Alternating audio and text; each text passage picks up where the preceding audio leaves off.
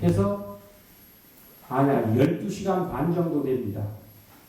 해서 밤의 길이가 제일 길고 낮의 길이가 제일 짧아가지고 그 날이 지나면은 밤의 길이가 점점 짧아지고 낮의 길이가 길어집니다. 그래서 새해로 보는 겁니다. 그래서 동지기도 할 때는 축원할 때도 새해맞이 동지기도라고 축원합니다.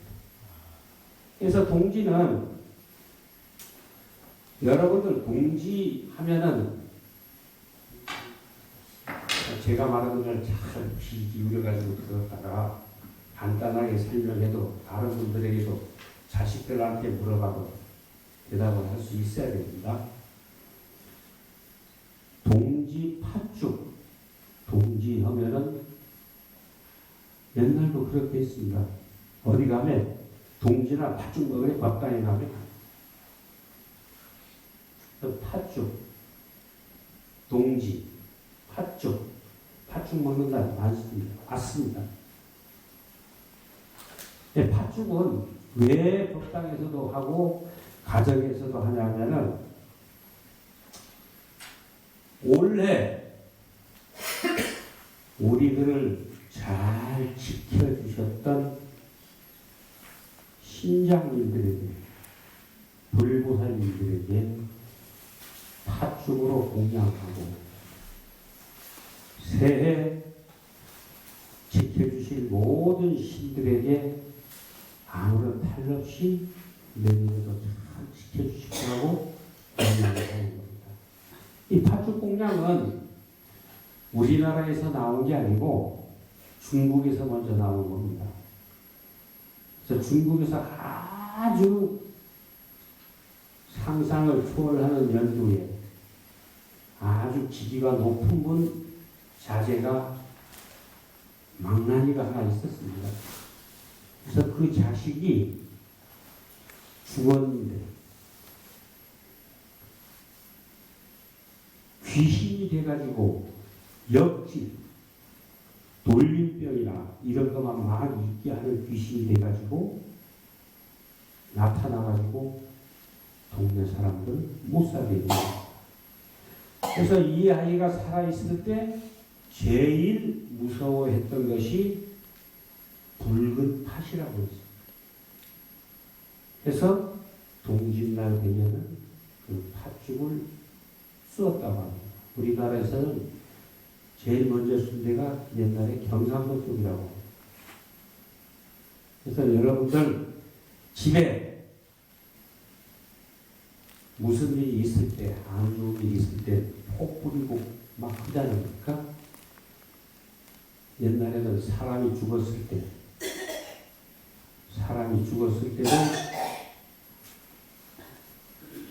팥죽을 제일 먼저 씁니다. 팥죽을 제일 먼저 쓰는데 돌아가신 분의 제일 가까운 사람이 팥죽을 써야 되는데 사람이 죽으면은 예를 들어서 남편이 죽었을 때 자 부인이 있을 수도 없고 그렇다고 자식이 있을 수도 없고 해서 죽은 사람과 제일 가까운 사람이 사돈이거든. 부부간은 무촌이고 부모와 자식간은 일촌이고 형제간은 이촌이고 사돈이 자식처럼 가까운 촌수로 일촌입니다. 그래서 사돈이 사람만 죽으면 입관에 상관없이 팥죽을 써가지고 오는 겁니다. 팥죽을 써가지고 오면은 제일 먼저 하는 게 사람이 죽으면은 상식이라고 있습니다. 살아있는 걸로 해가지고 상 놔가지고 올리는 거. 상에부터 올리고 그 다음에 대문이라든지 들어오는 문이 있는 데는 그 팥죽으로 다 뿌렸습니다. 이게 마왕, 마귀, 잡기, 잡신들을 얼씨 못하는 사람이 죽으면 그렇게 있습니다. 그래서 상중이라고 쓰는 데도 있는데 옛날에는 기중이래 쓴 데가 많이 있습니다. 기중. 이거 디을자의 밑에 마음심자 기중 이게 이자가 끓일 기자입니다. 끓일 기자.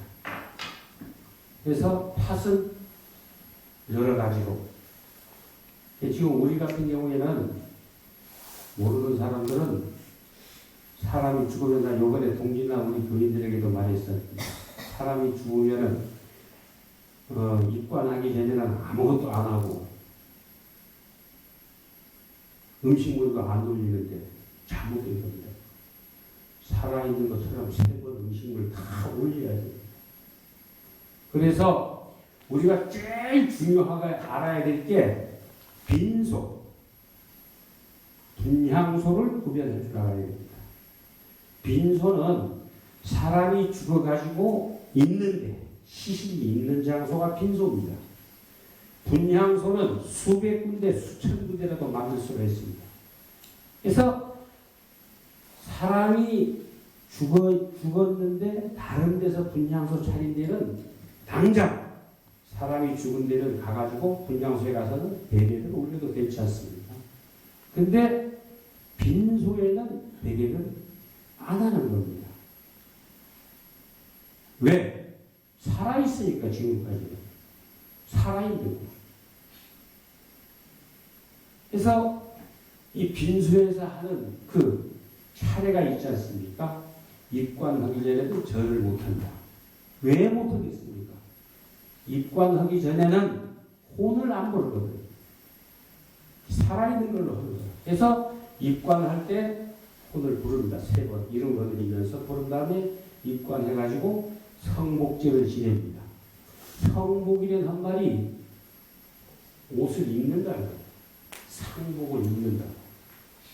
상제가 옷 입으면은 성복제가 끝난 겁니다. 그래서 그때부터 절을 하는 겁니다. 근데 분향소는 빈소에도 마찬가지 향도 피고 초도 키고 과일도 올리고 과일도 고인이 먹으라고 하는 게 아니고 장엄으로 올리는 겁니다. 그래서 올려가지고 그렇게 해야 됩니다. 사람이 돌아가시면 빈소에도 분향소를 차려야 되는 게 맞는 겁니다. 빈소. 그래서 우리도 이런 것쯤은 우리가 상식적으로 알아야 사람이 죽을 때 이렇게 해야 되는 거. 어떤 데 가면은 못하게 하는 데가 있거든요. 하지만 잘못된 거거든요. 뭐 이것도 저것도 아니고 쪼쪼 굶겨보는 거라 그냥. 넌 이제 죽었으니까 먹지도 말고 기다려라. 그거. 틀린 겁니다. 그거. 그래서 입관을 해가지고 성복을 하면은 절도 하지만은 절을 입관을 안 해도 절만 안 하는 것이 나머지는 살아있는 것처럼 식사도 올리고 누구 빵 가져오면 빵도 올리고 물도 올리고 그렇게 해야 되는 겁니다. 알았지? 네. 다 알아있는 거 많은 것 봐. 아니야. 자, 이거는 기본적으로 사람이면 나이 들어가면 알아야 돼. 우리도 마찬가지지. 살아있는 사람도 아픈 사람도 다른 거는 모르는데 배고픈 건 잘 갑니다. 배가 고픈 거. 사람이 죽어도 울고 불고 떠들고 곧 죽을 것처럼 하지만은 배고프면 밥도 먹고 돈 주면 받고 다 그게 사람이에요. 이게 사람이 사람은 진리라 순리라. 근데 상식적으로 우리가 해야 될 거는 알아야 된다는 거예요.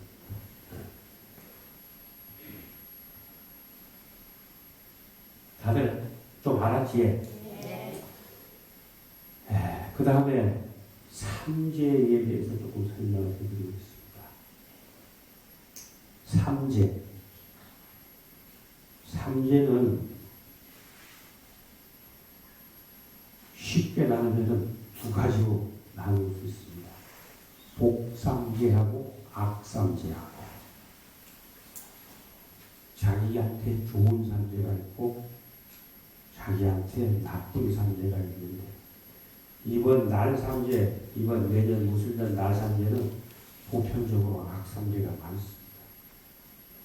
삼재 때 내가 불린 제사는 죽을 때까지도 안 나가는데 삼재 때 안 되기 시작하면은 지들국까지 다 파괴되는 거예요. 완전 망해버려.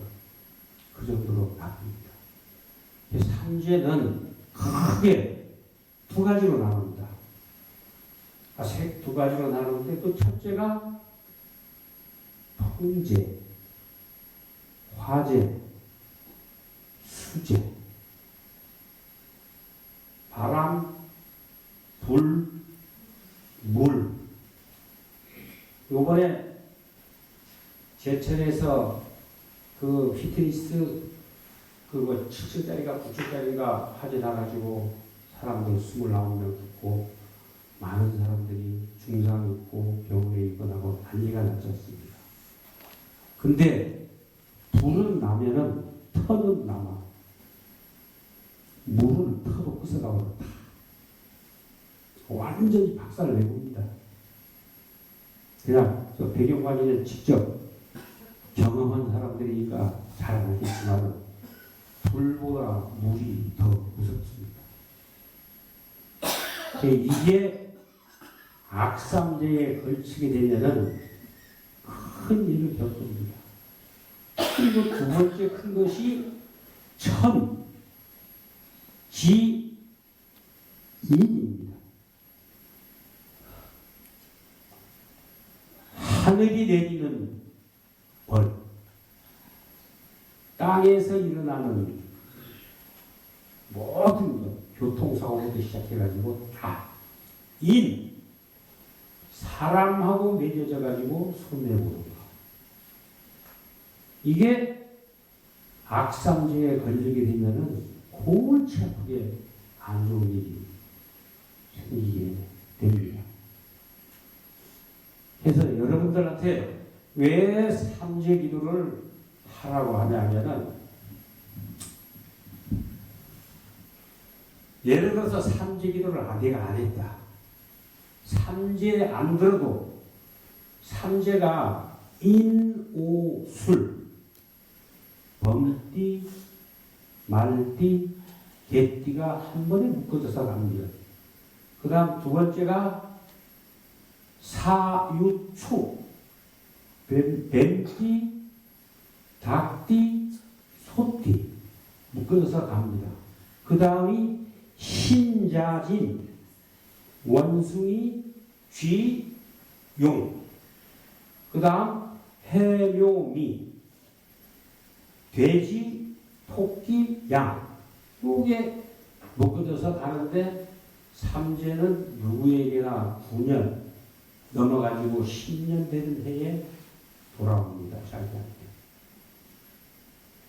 삼재 아니라도 나는 삼재 아니니까. 그래서 앵마기로 삼재 기도하는데 기도를 같이 하는 겁니다. 삼재 기도는 못 박아져 있습니다. 2월 초 나흘날 입춘 넘어서 하는 데도 있지만 원래 삼재 기도는 새해 동지부터 절기 처음 입춘이 동요화 때는 거거든. 24절기 끝나는 마지막 때까지. 그래서 동지 때부터 입춘 사이에 삼재 기도를 하는 겁니다. 삼재 기도는 돈도 못 박아져 있습니다. 33,334원을 받든지 77,777원을 받든지 해가지고 그 삼재 기도를 하는 겁니다. 그래서 원래처럼 안 좋은 날삼재 같을 때는 내가 우리는 뭐 삼재 안 그러시나 각 법당에서 하는 신장기도 때 앵마기는 뭐 할 필요가 하나도 없습니다. 그래서 삼재 기도할 때는 같이 곁들여서 하면 더 좋습니다. 그래서 다 다른 기도도 중요하고 다 하지만은 삼위일체 기도는 같이 동참해서 하면은 더 좋은 겁니다. 알았지? 네. 그리고 제가 봉사단 지도법사 이제 올해 8년째입니다. 봉사단 만들기 하니까 8년 걸렸습니다. 합치면 16년. 제가 수흥교에 들어온 지가 16년, 17년째입니다. 17년째. 그래서 봉사단 만드는데 8년 걸렸고 봉사단 만들어가지고 8년이 흘렀습니다. 그동안 두 개를 딱 나눠가지고 생각을 해봤습니다. 내가 봉사단 만들기 전에 수흥교하고 지금의 수흥교하고 어떤 게 틀린가? 그래서 이번에 수산지부장님 무슨 일이 좀 있어가지고 그래서 같이 만나가지고 하는 데서 제가 이야기를 좀 했었습니다. 제가 이제 횟수로 18년 됐습니다. 수흥교에 들어온 지가. 맞죠? 수흥교에 다닌 지는 뭐 6살 때부터 다녔으니까 우리 할아버지 때부터 다녔으니까 수흥교 다닌 지는 80년이 넘었습니다. 83년 정도 우리 다녔습니다. 초창기부터 시작해서. 근데 제가 수흥교 법사로 들어온 지는 18년째입니다. 그 사이에 있었던 일은 여러분들이 정말 내가 창피스럽지만은 저가 밖에 나가서도 제 종교를 함부로 밝히기가 힘들었습니다. 수흥교 무슨 사이비교 같아요. 수흥교하고 심지어 어디 있는 닭이고 그런 사람도 있습니다. 교주님이 된 전화 오는 사람도 있고 여기 있는 사람들도 오래 다닌 분들은 다 마찬가지일 겁니다. 수흥교 하면은 떳떳하게 만든 사람이 아마 아무도 없을 겁니다. 우리 법당 가게 야 초파일이랑 우리 법당 가게 여러분들 나한테 많이 들었지. 하면은 너네 법당 어디? 뭐? 수흥교. 수흥교가 뭐? 나도 잘 몰라. 이게 우리가 대답하는 말이었습니다. 실제로.